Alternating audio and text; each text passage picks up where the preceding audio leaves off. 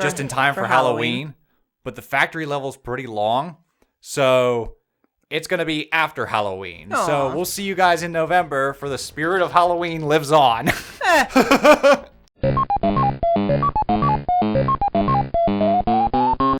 All right, welcome back to Pac-Man World. It's time for the boss of Clown World.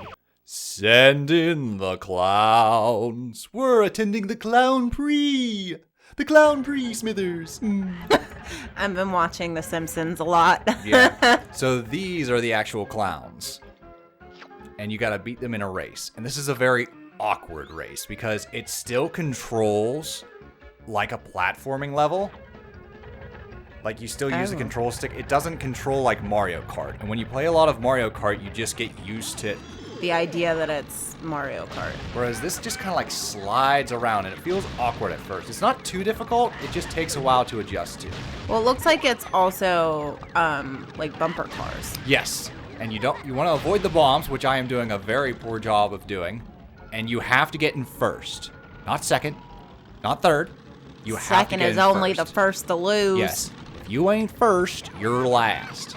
You can get some power pellets to like give yourself a boost. You can also knock them off the track. Oh. And when you when you fall off the track, it counts as a life loss and you start the race over again. But if you knock the enemies off the track, there's no Lakitu grabbing you with a fishing pole to hoist you back up like in Mario Kart. They're out of the race. So here we go. We're already in 11th place. But yeah, the hardest part is the controls. Yeah, I was going to say it looks awkward. Yeah, it feels awkward. It's like, a lot better in the repack. Even the camera looks awkward. Mm-hmm. In the repack. Shit. I went far away from the cart. It reminds me of this movie, I think it's called Unaccompanied Minors. Okay. Starring Louis Black, where like he loses traction and he's sledding down trying to chase these kids. And he hits this ramp and he goes airborne. And he's just like, well, let's see where this ends up. And he just soars off into the darkness because like it's snowing hard. It's like in the middle of the night and all you see is black and snow. Oh my god. And he's just like, well, this should be interesting. But no, in a repack, I looked at some footage and it looks like they changed the camera to first-person perspective. Yeah. And you drive that way. I was gonna say, because I feel like the camera is what's making it so awkward. Yeah. It's very jerky. Like you're moving one way and the camera's like, yeah. Like, to describe it, it feels like you're playing with a rubber band. I was gonna say, it looks like you're on an ice rink. Yes, it's similar to that too. But hang on, we're in 3rd place. Just 2 more clowns. Come on. This is how kids practice murder. Got vehicular manslaughter. All right, over here. good. There went one. We just got to get rid of the last one and stay in first. All right, cool. Now we just have to finish the track without dying. And avoiding all those pellets. Eee! Careful. Okay, good. Nice. Okay, we're almost there. What would be nice if there was like a progress bar. Yeah, like how long the like... track is. Ah, shit. Oh, we also can't hit another bomb or we die. Oh, Lord. Inch forward, inch along like the world is afire. There we go. Inching along like the world's afire. And there we go. That's it. No more clowns. That's the end of Clown World. Yay. See? It wasn't that bad. That wasn't so Yeah, bad. it wasn't that bad. Was it? Like the clown at the end when you're getting ready to start the race and he like turns and starts laughing, that clown is scary. Mm-hmm. All right, so 2 worlds left in Pac-Man World. We have the Factory World and Ghost Gardens. Okay. And I'm just going to say this now because this is pre-recorded. I initially planned on having the final spooky level just in time for Halloween. But the factory level's pretty long, so it's going to be after Halloween. Aww. So we'll see you guys in November for the spirit of Halloween lives on. For now, here we are in Perilous Pipes, I believe it's called. The factory level. Well, depending on how, like, what culture you're celebrating Halloween through, it can go up until November 7th. Oh, really? Yeah. Okay. So maybe we'll just make it. Just in time for those spooky celebrations. For the remaining Celts still celebrating. Alright, but no, this is the factory level. And honestly, with the exception of a few bits, I find this level easier than the clown level. Okay. The clown world has a lot of like spinning platforms that gets me discombobulated. Yeah. This one's not too bad. It's long, you have a lot of like electrical enemies that can zap you, so you definitely want to throw pellets more than bounce on them. Because if you hit them while they're electric charged, that counts as a hit to you as well. Okay. So definitely use your power pellets. But no, the levels themselves aren't nearly as frustrating. Power pellets make me think back to when I had, like, fish, and I had to feed them the little fish pellets. Oh, yeah. Here are your power pellets. I don't think I used will. to have such a diverse aquarium. Oh my god. And the beta did not like that. We only ever had one aquarium, and it was like my parents had it before me and my brother were born. And then after we were born and we were like toddler age, my brother was like, I'm going to feed the fish. And he gave them a grape popsicle and it killed the whole tank. Yeah, you told me. But like we had, which for any animal lovers out there now, I know now that it was wrong. Yeah, don't However, do that. We had fish bowls. So like each of us had like a fish bowl with one fish that like was our fish. Yeah, well, what was that we had to take interesting care of was our first fish, our first beta, we got as like a souvenir from a wedding we attended. It was weird. So like each table at the wedding reception had a beta. had a fish, and you could take the fish home. And what were they gonna do if there were fish left over? I honestly don't know. I don't know what their plan was. I was super young at that wedding. Yeah. And my sister was even younger, but like it was a pretty fish. And my dad was just like, hey, let's get more and have an aquarium. That way it warrants the price of the aquarium. Right. And the fish isn't stuck in this little bowl where like it might die. Yeah. Sure. Little did we know that the beta was the killer that was just like, and I took that personally. Yeah, he murdered the entire tank. That beta, and then like we had to separate the beta for a while, and eventually it just died. Yeah. It was interesting. It was almost like I belong in a single bowl. Well, yeah, that they are. That like there's a few types of fish that can live with a beta, but Like- not a whole lot. We had frogs. We had like all kinds of fish. We had little sharks. We had this thing called a rope fish, which is the coolest goddamn thing ever. It looks like a sea serpent. I'd have to show you pictures. It is really cool. I called him the Kraken. The Kraken. Yep. The Kraken, and then we had another one called the Leviathan. It's cute. And the beta ate them. Aww. Like spaghetti. Aww. I was like, you son of a bitch. I was very upset. I was just like, that Well, like, flamboyant little prick I shouldn't eat learned- my sea monster. Well, I learned in high school that like having fish in like a small fish bowl isn't good for them, and Yeah. I cried a lot because my fish, his name was Elvis. Aw. He was a beta fish, and he had like big silver fins. Presley or Costello? Very important. Presley. Yeah. Elvis Presley. I buried him in a blue suede box. And I just want you to know that. Okay. But I felt bad because he was in this fishbowl, and I learned that like they shouldn't be in a fishbowl. They need more room than that. So I bought him. Ouch. There's a lot of steam in this level. I saved up from the after school job I had, and I bought him a tank. Okay. And it had a filter. It had lots of rooms for like little plants, and it was a really cool tank. It was shaped like a triangle. And I was like, oh, Elvis is gonna love this. And I like got him a little house to go in there, and I got like live plants to put in there for him that like help the water balances and stuff. And I was like, yes, Elvis is gonna love this. I'm a good fish mom. And it turns out betas can't be in a tank that has corners because they will see their reflection. Yup. And Aw. Elvis ended up killing himself Aw. from ramming the corner Yeah. of the tank.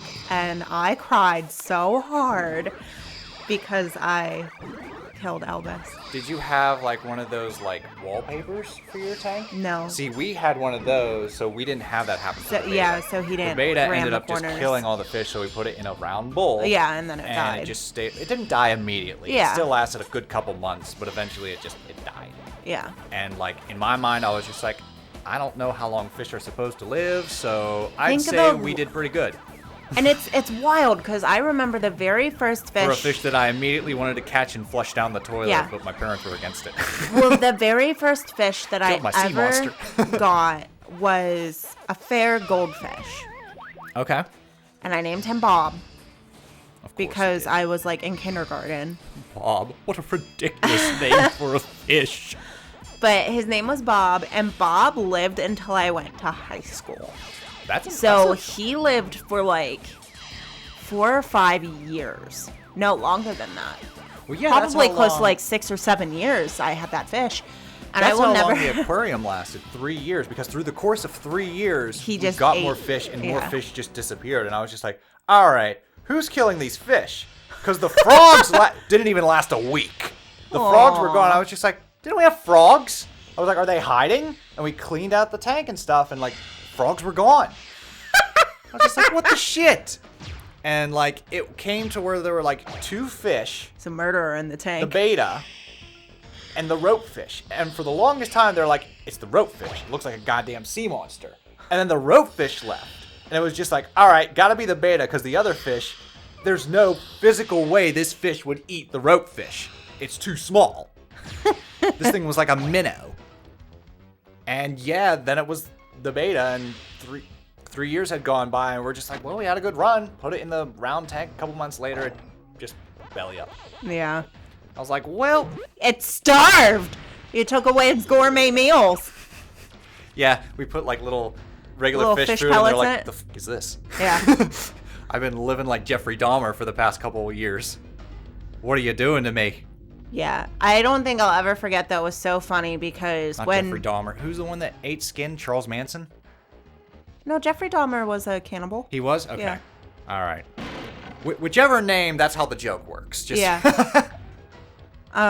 Charles Manson never actually committed a crime. He was a cult leader, and he just had his followers commit crimes for okay. him. Gotcha. So he did like petty crimes Mm-hmm. that would get him put back in jail. Okay. So I will say the toughest thing about the factory levels is you have so many things moving. Your depth of field can get you a lot of lives lost. Yeah. Because it's just hard to be like, oh, where am I jumping to? That's why I always keep an eye on Pac-Man's little shadow. Okay. Because his shadow will appear on the platform before he does. Okay. So like, see, like right before Pac-Man lands, Yeah. that's where his shadow is. So it's telling you, hey, You're gonna Pac-Man's land gonna here. land here. So keep that in mind.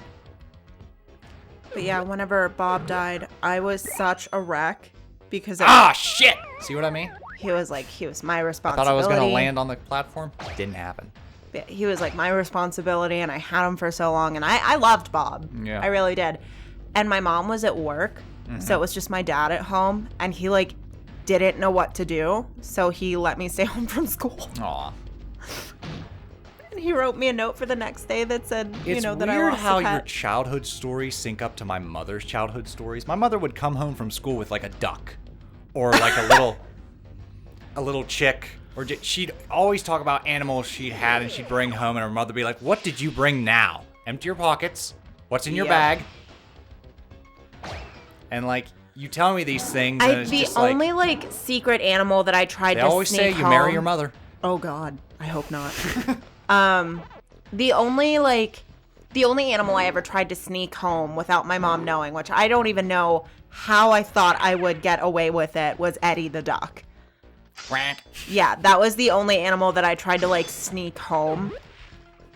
You need to sneak like a slug, something that doesn't make a noise. Oh my God. But he was in danger, and I felt really bad for him. Quack. And I caught him, and he was Aw. wrapped up in a blanket, and I didn't think she would know. And then he quacked, and I was Of like, oh course he yeah, I quacked. have a duck. Quack. Your mother turns around and be like, sorry, Mom, puberty. She wouldn't know. Your dad wouldn't question it. He'd be like, sorry, girl issues. They'd be like, say no more. But your mom would be like, I didn't quack when I reached puberty. What's going on here? But it's like the baseball field that I caught Eddie at was right across the street from a fire department. So immediately my mom went to the fire department. Like, we just pulled up and we were like, hey, so here's this duck. And they were like, honestly, we're just going to kill it. Aww. And yeah, my mom was right. like, son of a bitch. I remember this story. Because your mom's like, nope, can't allow that. Guess we got a duck. Do you like that these ghosts have their little construction hats on? I do. Little construction helmets? They have to be safe. Be safe from walking back and forth. Something could fall on him. It's a dangerous little factory we got here. See, that's the electric guy. Okay. Use your pellets wisely. But, yeah, Eddie was the only animal that I, like, tried to sneak home. Da-dum, da-dum, da-dum, da-dum, da-dum, da-dum, da-dum. Whack. Yeah. All of the other animals I would, like, take to show my mom. Mm-hmm. And then I understood that, like... How many did you take to show and tell? Just be honest. I've never taken an animal to show and tell. Really? Really. I remember there was this one assignment I had in science class where, like, you had to make, like, a little ecosystem out of a jar. Mm-hmm. And you had to have plants and, like, some kids have worms and stuff. My dad wanted to kill two birds with one stone. I almost mixed that up. 2 birds with one stone. And he got rid of a wasp's nest by, like, going... Putting it in a jar. Knocking it into the jar. And he was like, there you go. And, like, people thought the wasp died. And then during my presentation, it was just buzzing around. And I was just like, so this is my presentation. Oh, my God. I got an A. Yeah, I never took in an animal to show and tell. I usually did, like... artwork, a poem. I was proud of that experiment because it was one of those experiments where, like, I technically got parental help, but it wasn't that much. Yeah. Because he was just like, doink, there you go. Knocked it into the jar. Because originally I just had dirt and grass and all kinds of stuff. And he's just like, hey, I know something the other kids aren't going to have. Doink. And it had, like, a wasp nest and a wasp just... I think the only show and tell... people were just like, how did you catch it? How did that get in there? The only show and tell that I ever did that people were, like, interested and impressed, it wasn't anything that was like, here's this poem I wrote, here's a picture I drew. But people were like, wow, that's cool. I brought in my Pop-Pop's immigration papers. And because this was in high school, we had a student teacher that thought it'd be a great idea to do a show and tell. And it was like, interesting. Okay. All right.